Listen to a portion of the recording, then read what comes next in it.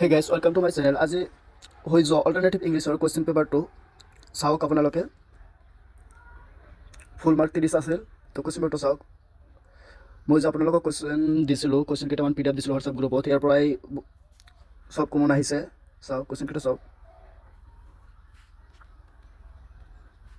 question ভালে আহিছিল